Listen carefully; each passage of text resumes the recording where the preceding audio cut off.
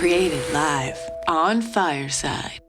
Welcome, I'm Lori Lee Binstock, and this is a Trauma Survivor Thrivers podcast.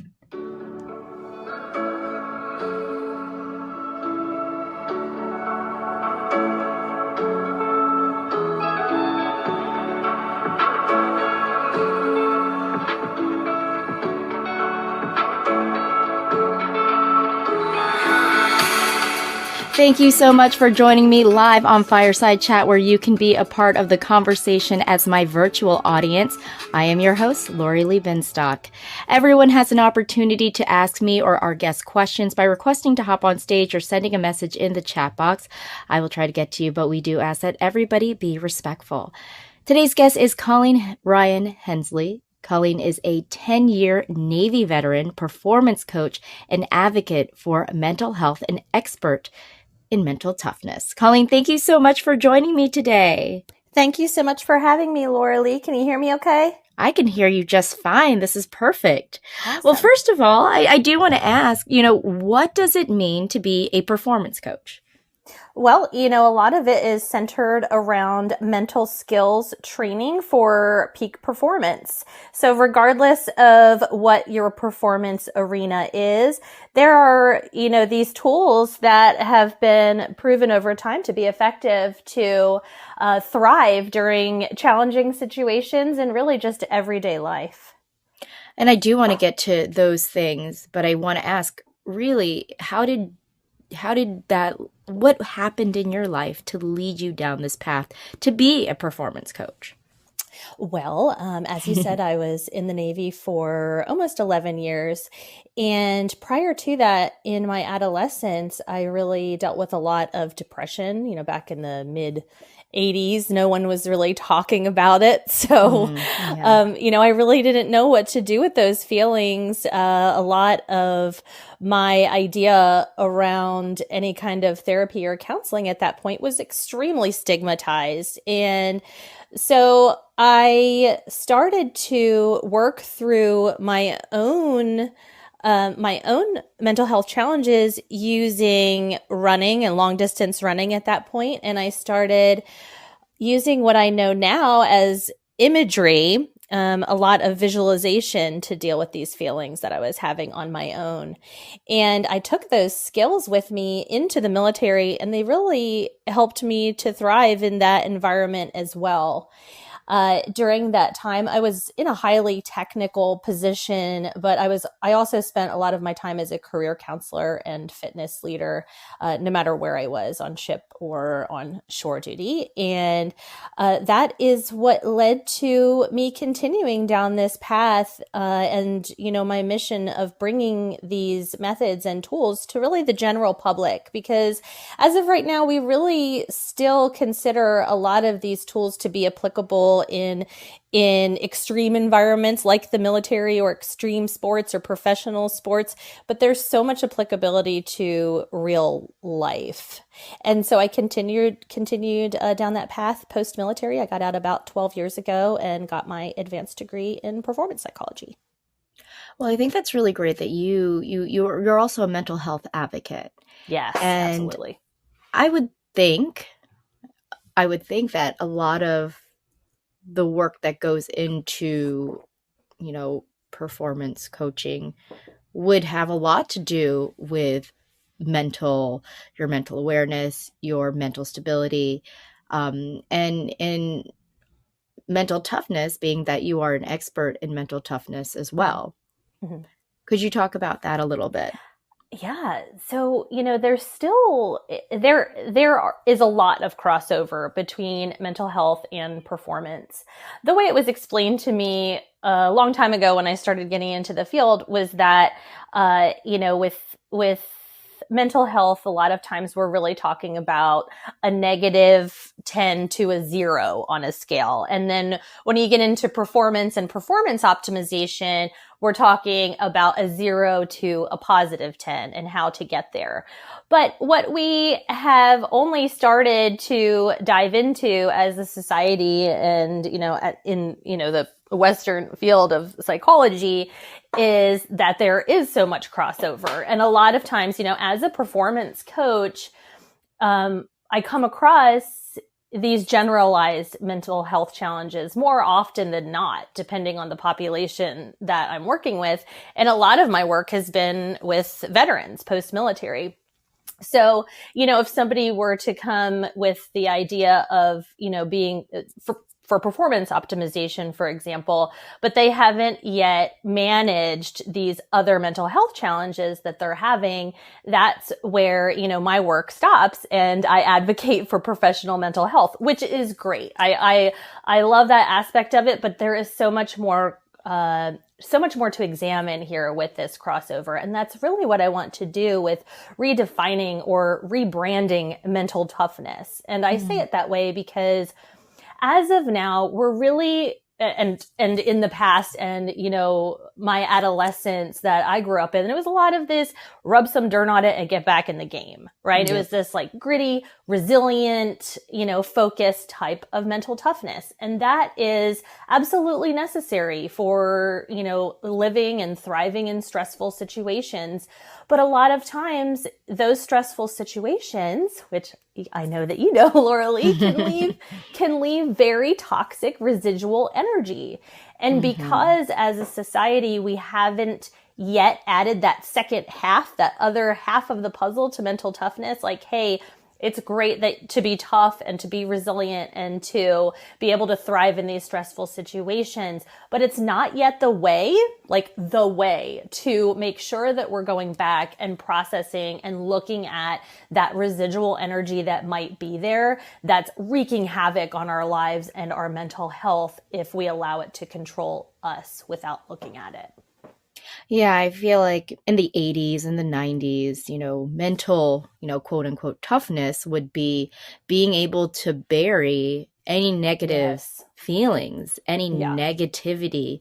So you can put on a face of I'm tough, everything's great, but that does creep in. And it sounds like, this evolution of mental toughness is now being able to face that trauma or the issues or the negative energy that is plaguing you.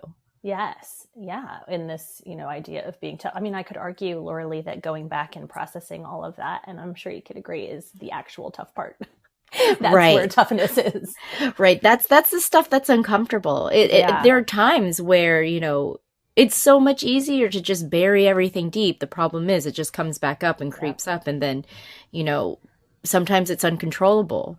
Absolutely. But you're right. The really hard work is facing it.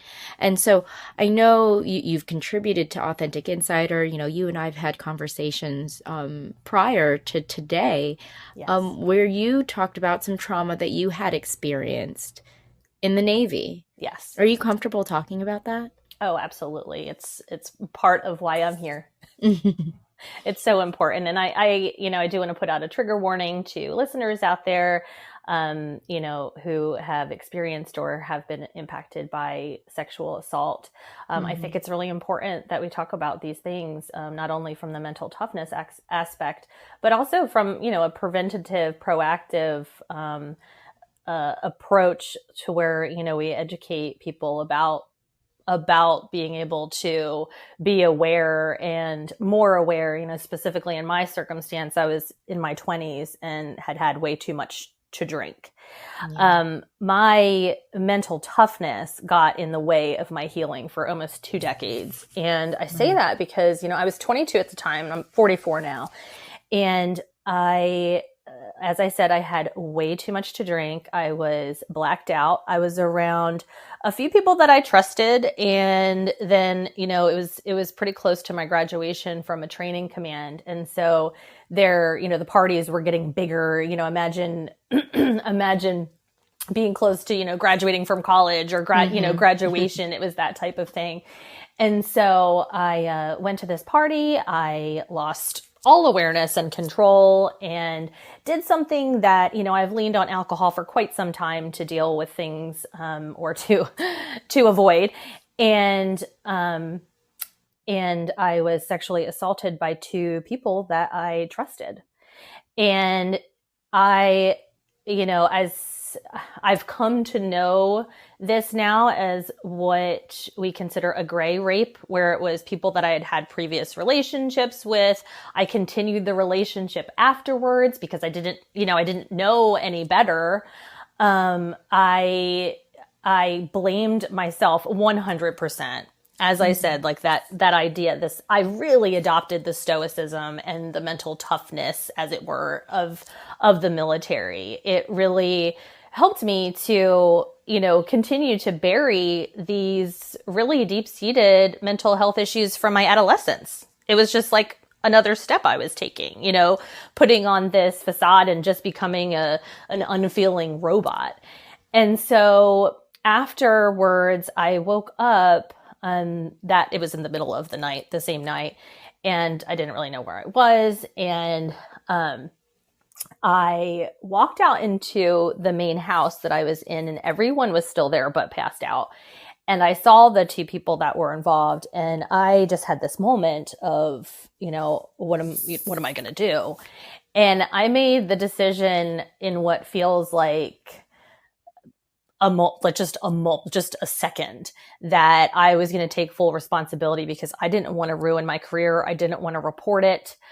No one forced me to drink, like those types of things. And I didn't report it. And actually, I went to the training command, or AKA school, on that Monday. So that was a Sunday, and a Sunday morning. And I went to the school on Monday and faced all of the people that were at the party were from another class that was in the same building. And so I faced all of them. I got up in front of their class as they sat down in the morning, and I said, "Hey, I don't know what you saw. I don't know what you remember, but I want all of you to forget that it happened. If I hear anybody talking about it, you're going to be sorry." And I made them agree to that. And I walked out and totally buried it for 15 years. I was, Wow. Years out of the Navy before now I understand it looking back. All of that was a blackout for most of the past 2 decades. But now that I have really done so much work around it, I know that it was because I left the military and started feeling safe and secure in a loving relationship finally, which took work in of itself, because I was so unfeeling and so disconnected and so heartless and so just not a good person. That trauma was just coming out of me in every which way possible and wreaking havoc on my life. And I was self-sabotaging relationships and just, the whole gamut. And so, it wasn't until about 5-6 years ago that I really, opened up to my therapist at the time. And when I did that, that was a really huge turning point for me. What did your therapist say and how did you describe the situation? Were you saying, "Oh, this happened"? And like you were saying earlier, you kind of blamed yourself. When in telling the therapist, were you still taking the blame? Yes. And it's an interesting story, because I'd done a whole lot of work with her around my husband and my relationship problems and my family of origin, challenges that were, impacting my relationship patterns and all of those things. So I had already done a lot of work and was peeling back the layers when I started having flashbacks and night terrors and things that were like, "Hey, you can't ignore this anymore. Like, sorry, this is all coming back." And so I told my therapist one day, I said, "I think," and I remember, and we talked about this since, because I said, "I think I may have been taken advantage of in the Navy." That's all that I said. And then I stopped seeing her for about a year. I couldn't go back. Wow. I couldn't face this idea that I was a victim. It was and again, that's that mental toughness. That's this, we can't be broken. I can't be, a victim of anything. I'm too strong. I'm too this. I'm too much in control of my life. So it took me another year, to go back and really start to work through it. Did you see the same therapist? I did. I Did did. she ask why you went missing for a year?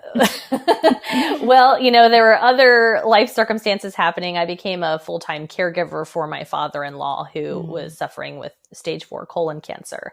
So that was something that was obviously very impactful for my life. And it also really gave me the inspiration and the, motivation to continue to heal, as, those existential life situations will often, do.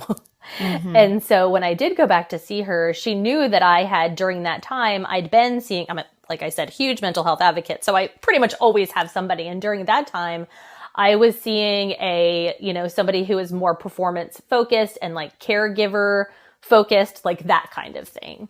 So when I did go back to see her, the first thing that I said was, "Do you remember what I said to you last time I saw you?" And she was like, she obviously must have just reviewed her notes, because she said, "Yes, you think you were raped in the Navy." I never said that word, and I'd never heard that word. It was like such a powerful moment, because it was this giant word that I can now only say after, years of work. And I just kind of sat there like, oh, whoa, like she knows, she's figured it out. And so during that time, I think you and I had talked about this, Laura, she had learned, the same therapist had gone back for certification in parts work, or internal family systems. Oh, no, you did. I think you did tell me this briefly, because we have a lot to talk about internal family systems. Yes.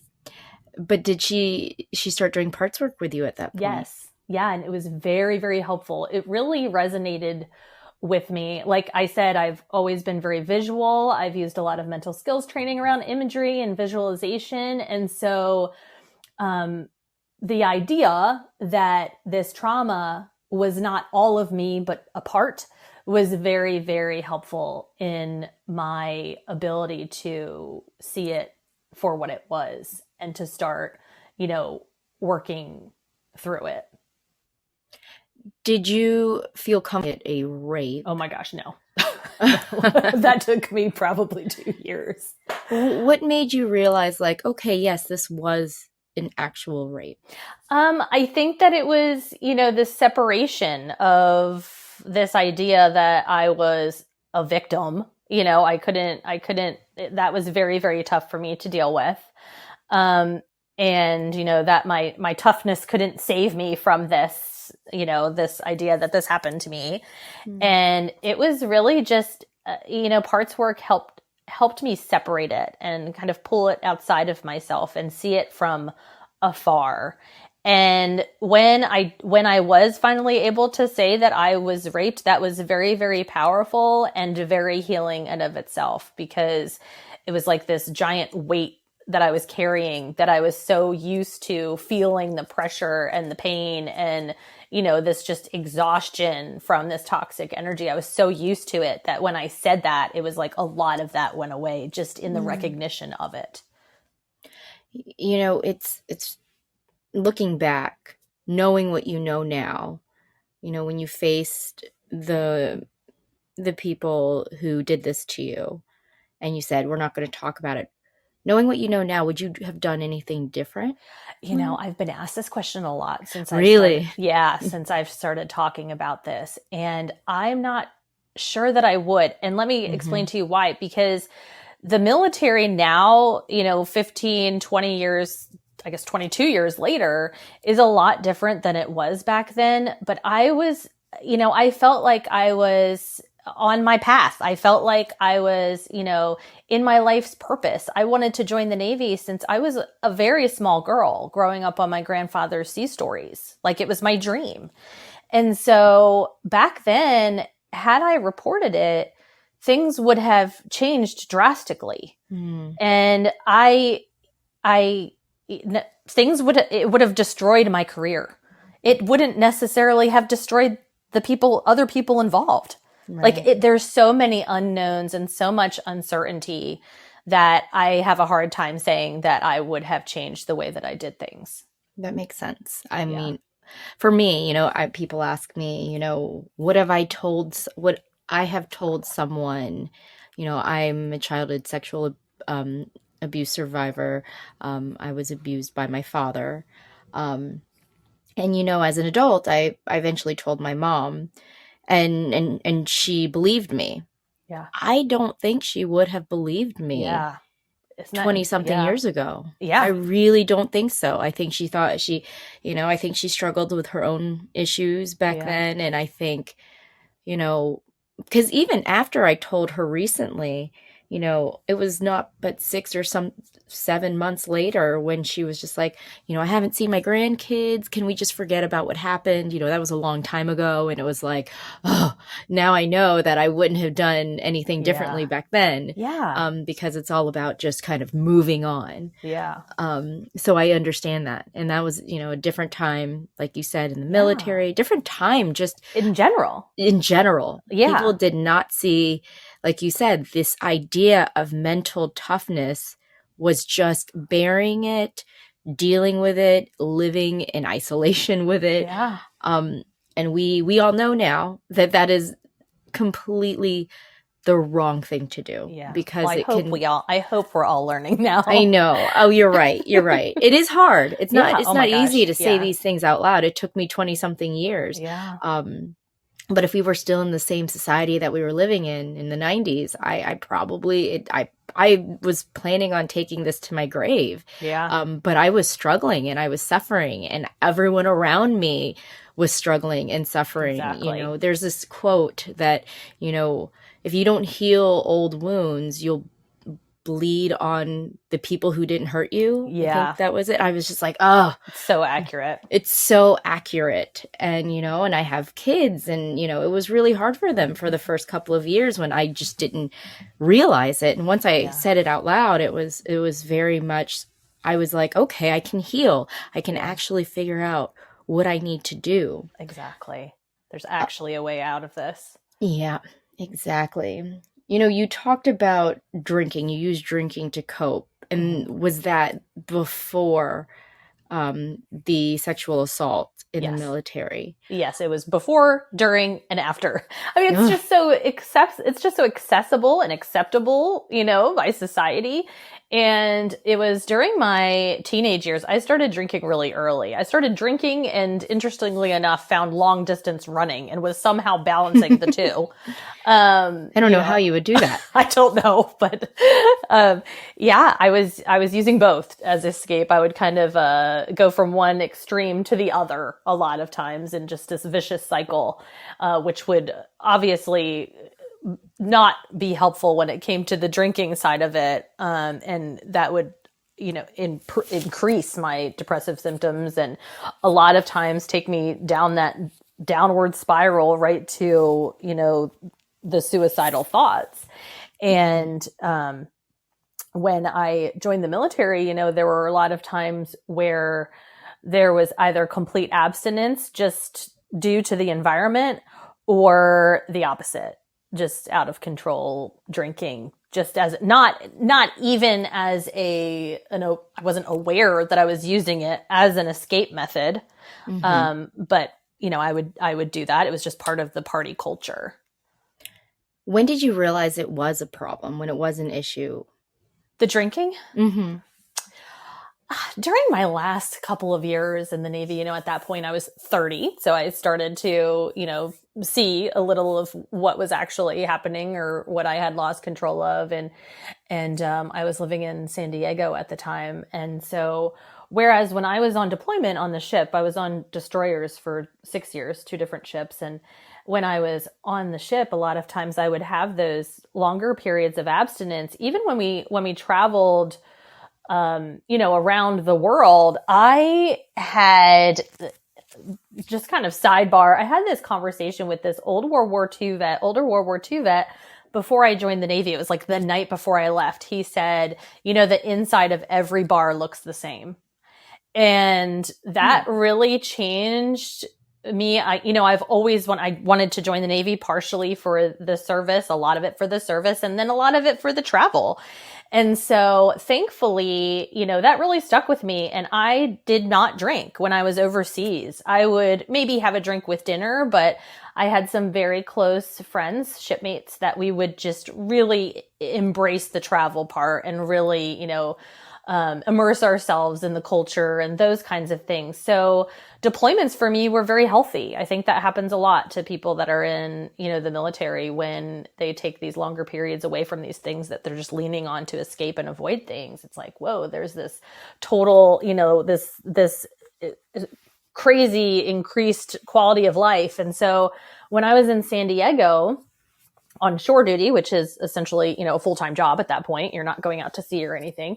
It was a crazy social life. I was out every night. I was still working out and still doing crazy, long runs. 20 miles through San Diego was a normal Sunday. But I really started, I think it started to impact me physically first, and then I was like, wait a minute, there's more to this. Why am I abusing this?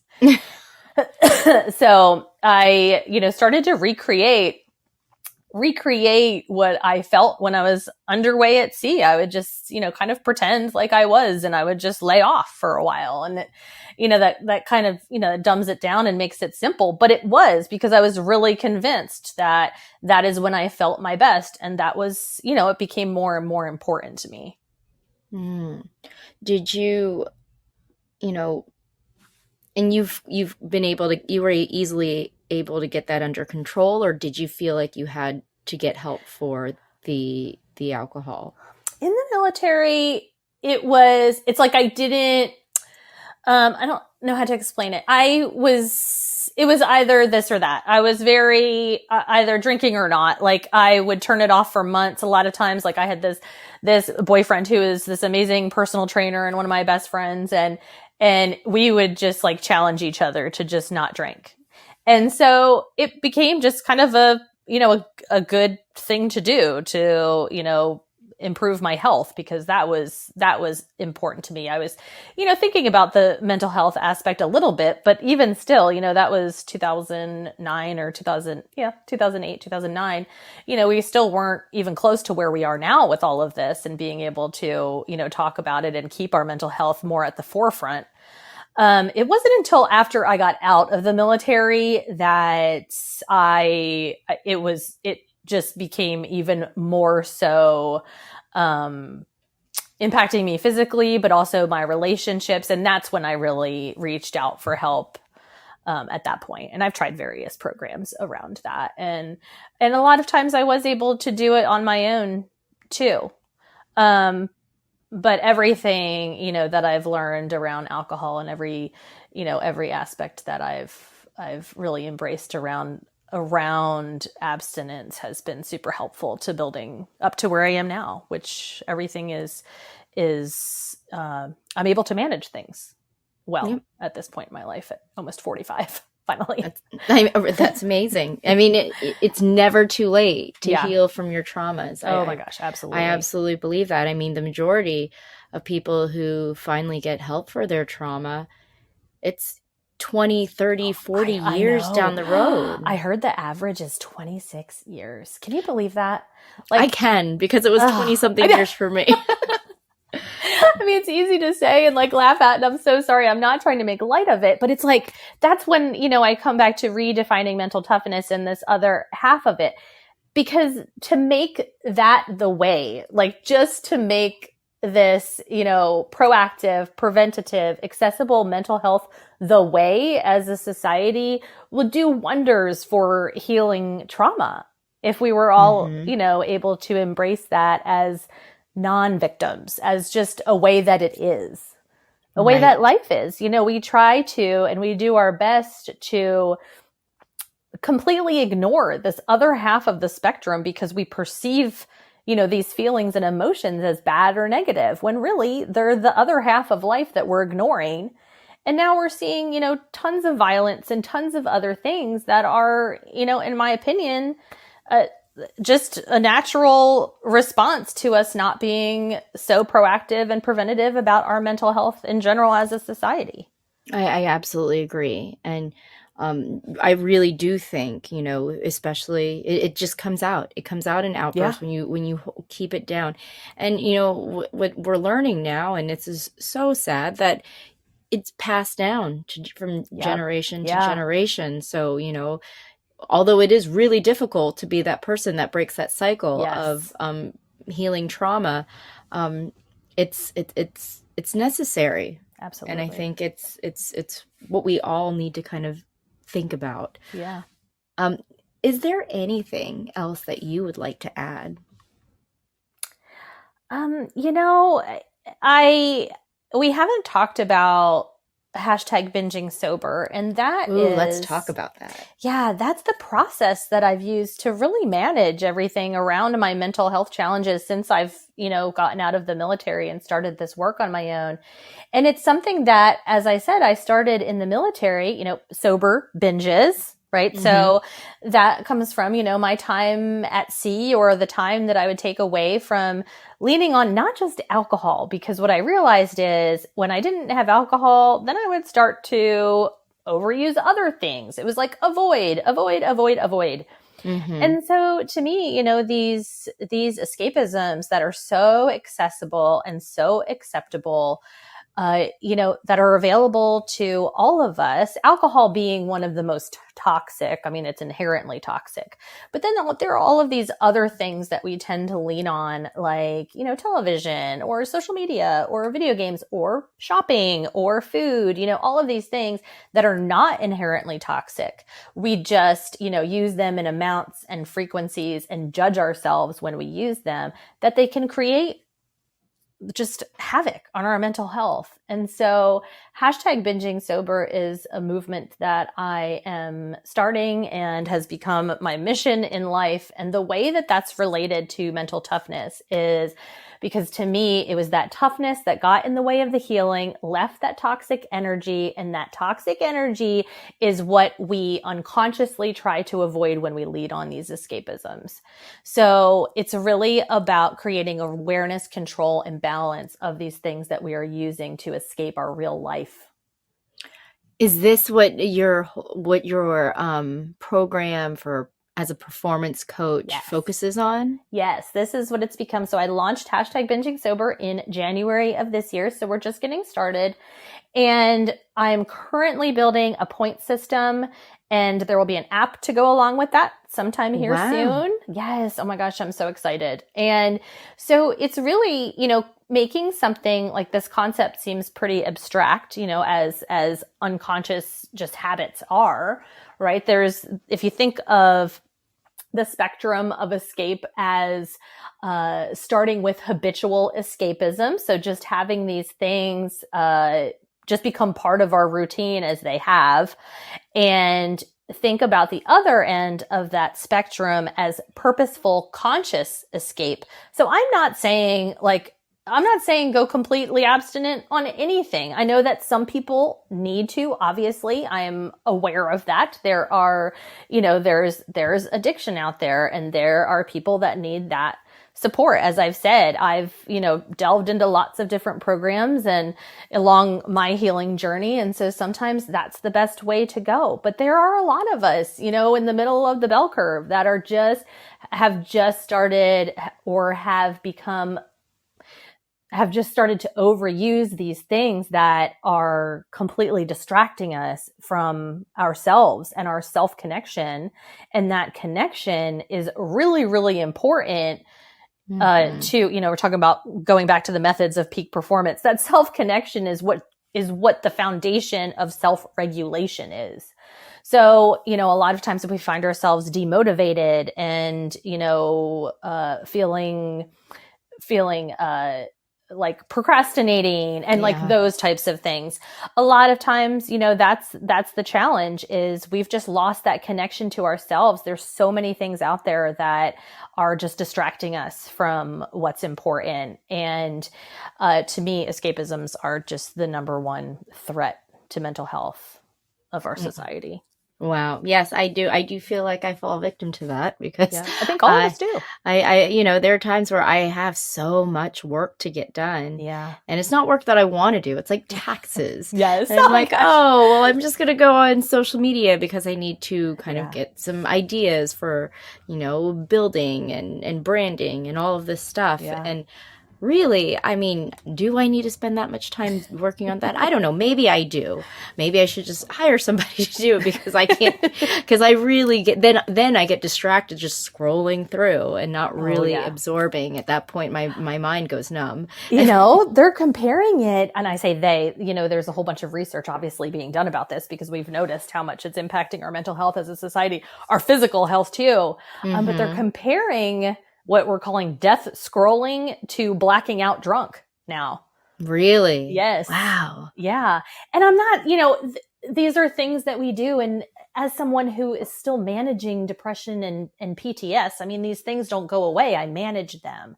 And so, I'm not saying that there needs to be complete abstinence. What I was saying is, or maybe there does again, but I found that just being or making, for example, if I'm having a bad day or a down day, or if I'm feeling depressed and I decide, like I make the conscious decision to stay in my bed and binge watch TV, then that's different than unconsciously, habitually doing it without awareness. And so that's really like hashtag binging sober makes abstract concepts like this. The point system is going to make it very objective and easy to see how your use of these things is truly impacting you and your wellness, so you can track your energy throughout the day and the week and the month.